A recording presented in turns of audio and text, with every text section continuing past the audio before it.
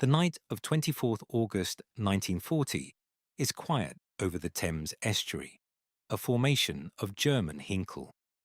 He-111 bombers drone through the darkness at roughly 5,000 meters, their engines a low rhythmic thunder that the people below have come to fear. The crews are well-trained Luftwaffe airmen, veterans of Poland and France.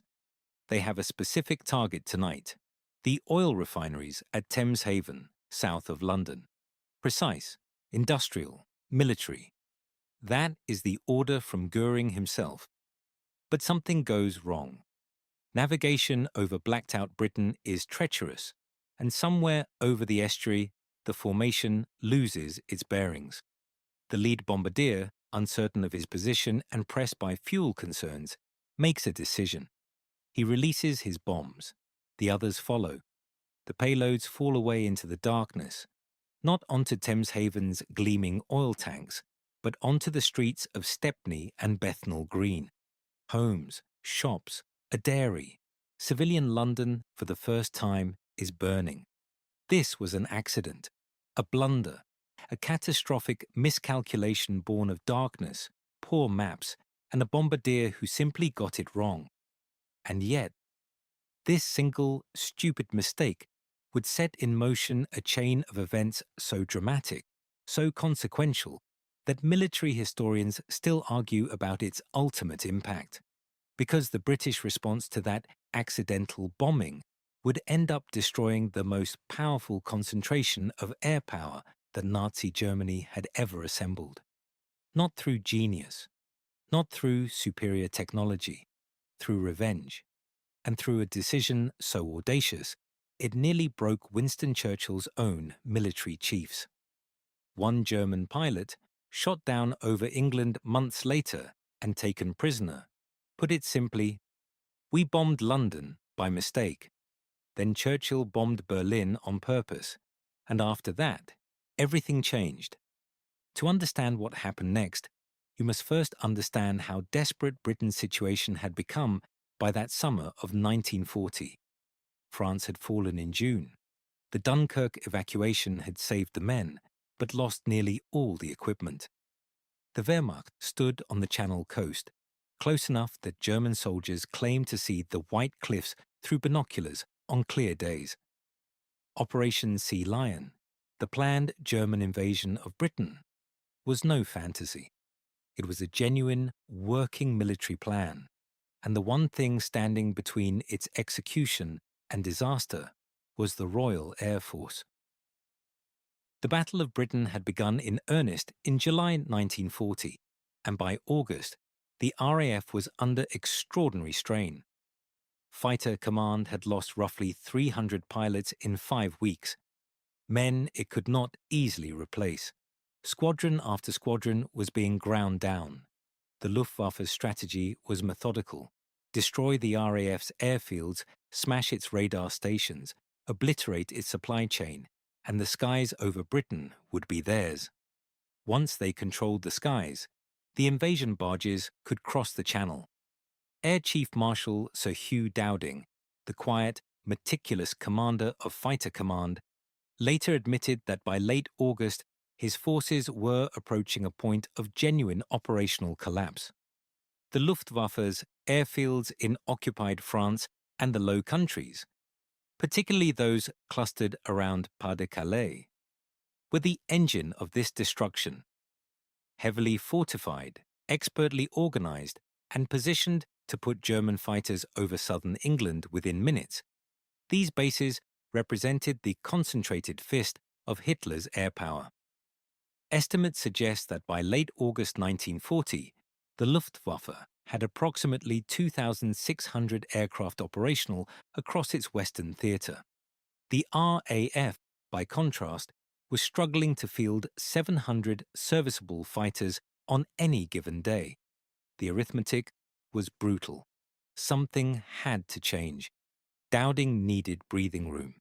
He needed the Luftwaffe to shift its focus, away from his battered airfields, away from his radar chain, away from his pilots. What he got, entirely by accident, was exactly that: When news reached Churchill that German bombs had fallen on London, however accidentally, his response was swift, deliberate, and, his military chiefs privately believed, possibly reckless. Within 24 hours, he ordered Bomber Command to retaliate. The target, Berlin, the capital of the Reich. The city that Goering had publicly promised could never, under any circumstances, be bombed by the enemy. If a single bomb falls on Berlin, the Reichsmarschall had boasted to great laughter, you can call me Meyer. It was a hostage to fortune he would come deeply to regret. The raid was carried out on the night of 25th August 1940, barely 36 hours after the accidental bombing of London. 81 Wellington and Hampton bombers from RAF Bomber Command made the grueling journey to Berlin. The round trip covered roughly 1,800 kilometers, about 1,120 miles, at the extreme limits of the bomber's range. The weather was poor, the navigation was difficult, and the actual damage inflicted on Berlin was, in strictly military terms, modest at best. Most bombs fell in the suburbs. Several German civilians were killed. Physically, the raid accomplished relatively little. Psychologically, it was devastating. The German people, who had been told again and again that their homeland was invulnerable to Allied air attack, woke to find that it was not. The newspapers in Berlin reported the raid with barely concealed shock. Goebbels' propaganda machine struggled to spin it, and Adolf Hitler, who had promised his people security in their beds, was furious, incandescent. The British had humiliated him in front of his own nation. 4 more raids on Berlin followed over the next fortnight. Each one was modest in scale. Each one enraged Hitler further, and it was at this point that the British blunder and Churchill's deliberate provocation combined to produce a strategic consequence that nobody had quite planned for. On September 4, 1940, Adolf Hitler gave a speech at the Berlin Sportpalast. His tone was volcanic. "If they attack our cities," he told the roaring crowd, "we will raze their cities to the ground." He meant it. Goering, desperate to restore his own prestige after the Luftwaffe's failures to knock out the RAF, was only too eager to comply. An order went out, later characterized by historians as one of the most consequential of the entire air war. The Luftwaffe would shift its primary targeting from RAF airfields and radar installations to London itself. The Blitz, as it would come to be known, was about to begin. On September 7, 1940, approximately 300 German bombers, escorted by 600 fighters, struck London in the largest daylight raid the city had ever experienced. The docklands burned, civilians sheltered in underground stations. The sky over the East End glowed orange through the night. It was, by any measure, a terrible day for Britain's people. And yet, within RAF Fighter Command's operations rooms, a quiet realization was spreading. The Luftwaffe was no longer bombing their airfields. It was no longer attacking their radar stations. The methodical, grinding campaign to destroy the RAF's infrastructure, the campaign that had been working, that had been bringing Dowding's forces to the edge of collapse, had stopped. Almost overnight. If you are finding this interesting, a quick subscribe helps more than you know. Squadron leader Douglas Bader, commanding 242 Squadron, later described the shift as like someone taking their boot off your throat. The RAF, which had been on the verge of operational paralysis, began to recover. Runways at Biggin Hill, Kenley, and Hornchurch were repaired. Ground crews caught up on maintenance. Exhausted pilots got an extra night's sleep. As the Blitz ground on through September and October 1940, the Luftwaffe's losses mounted steadily. Flying deep into British airspace, often without adequate fighter escort at range, German bomber crews were being intercepted by a revitalized RAF that was now defending from repaired airfields with replenished squadrons. The famous engagement of September 15, 1940, now commemorated as Battle of Britain Day, saw the Luftwaffe lose 60 aircraft in a single day. The RAF lost 26. The ratio, after weeks of grinding attrition, had sharply reversed. By October, it was becoming clear even to Hitler that Operation Sea Lion could not proceed in 1940. On 12th October, he postponed the invasion indefinitely. The Luftwaffe continued bombing Britain through the winter, but the strategic initiative had shifted. Britain had survived. The great Luftwaffe air bases in France and Belgium, Villacoublay, Abbeville, Saint-Omer, Beaumont-le-Roger, remained physically intact. The Germans had not been bombed into submission, but the campaign they had been waging, the one that could genuinely have defeated the RAF, had been abandoned. Not because of superior British technology, not because of some brilliant strategic masterstroke, because a German bombardier lost his way in the dark over the Thames estuary, and because a British Prime Minister responded with a retaliatory strike that made Adolf Hitler so angry, he forgot what he was supposed to be doing. Military historians have spent decades debating what might have happened had the Luftwaffe continued its focused assault on RAF infrastructure rather than pivoting to the Blitz. The consensus, while never unanimous, is sobering. Dowding himself, writing after the war, believed that another fortnight of concentrated attacks on his airfields might well have rendered Fighter Command unable to mount effective defense of the Channel. By contrast, the German bombing of London, however horrifying for its civilian victims, could not destroy the RAF. The critical difference was that losses were now being sustained in battle, not through the systematic destruction of the ground infrastructure on which the entire organization depended. A fighter squadron that loses aircraft in combat can receive replacements. A fighter squadron whose airfield is a cratered ruin, whose fuel dumps have been destroyed, and whose maintenance crews have been killed, cannot fly at all. The Americans, watching from their still neutral position, drew their own conclusions. General Henry Hap Arnold, chief of the U.S. Army Air Forces, later noted that the German error of switching targets represented a fundamental lesson in the application of air power, namely, that a campaign must be pursued to its logical conclusion, and that the temptation to respond emotionally to provocations can be catastrophically self-defeating. The lesson would inform American strategic bombing doctrine for the remainder of the war. What makes the story of August 1940 so remarkable and so instructive is precisely its accidental quality. Nobody planned for a German bombardier to lose his bearings. Nobody planned for Churchill to respond with a strike on Berlin. Nobody planned for Hitler to react with the fury of a man publicly humiliated.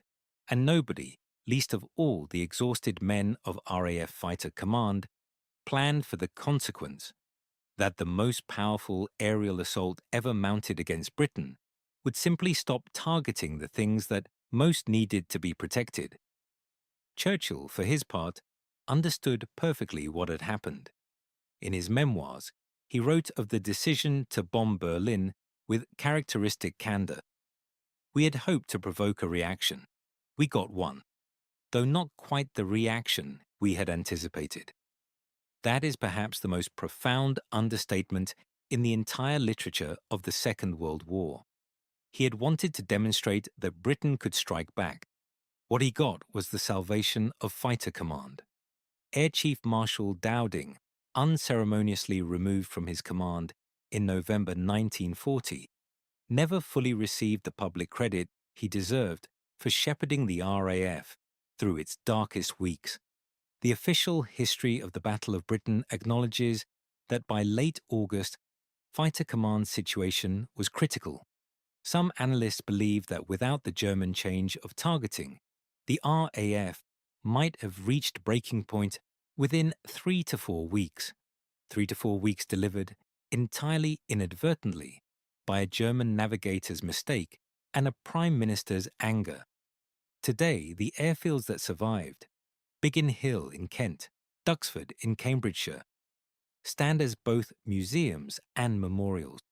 Duxford, home to the Imperial War Museum's aviation collection, houses Spitfires and Hurricanes, the machines flown by young men who were, without knowing it, being handed a reprieve by the incompetence of an enemy crew far above the dark waters of the Thames. Return, for a moment, to that night of 24th August 1940. The bombers droning overhead, the navigator squinting at his maps. The moment of uncertainty, and then the decision. Release the bombs, get home, report the target destroyed. A small human failure. A moment of professional inadequacy that would last perhaps 10 seconds in real time. From that 10 seconds came Churchill's order. From Churchill's order came the Berlin raid. From the Berlin raid came Hitler's fury. From Hitler's fury came the decision to bomb London. From the decision to bomb London came the RAF's breathing space. From the RAF's breathing space came the survival of Fighter Command. From the survival of Fighter Command came the failure of Operation Sea Lion. From the failure of Operation Sea Lion came arguably everything else. This is not to say that the Battle of Britain was won by a single mistake. History is never that simple. The courage of the aircrew, the genius of the radar system, the quiet efficiency of the Dowding system, the endurance of the ground crews, the sacrifices of the observer corps, all of these played their parts, and none of them should be diminished. But the Battle of Britain was also shaped in ways that feel almost uncomfortable to acknowledge by sheer fortune, by the kind of catastrophic, self-inflicted blunder that should never have changed the course of history, and yet did. The Luftwaffe that summer possessed an air force of fearsome power. Its pilots were experienced, its aircraft competitive, its organization formidable. What it could not survive was its own leader's ego. Hitler had been made to look foolish in front of the German people. He chose revenge over strategy. And in doing so, he abandoned the one campaign that might actually have worked. There is a German expression, Pyrrhic, a Pyrrhic victory. The Blitz inflicted terrible suffering on the British people. Tens of thousands of civilians were killed. Vast swathes of London, Coventry, Plymouth, and Liverpool were reduced to rubble. The material damage was enormous. But the Blitz did not defeat Britain. It could not. Because the instrument of Britain's defence, the RAF, ground down and battered and desperately tired, had been given, by pure accident, the time it needed to recover. Britain was saved in part by the dumbest blunder in the Luftwaffe's history, and it remains one of the great ironies of the Second World War that the force Göring had built to destroy England survived because a German bombardier, lost in the dark over the Thames estuary, dropped his bombs in the wrong place. Hitler gave the order. Göring changed the target, and history, as it so often does, turned on a mistake.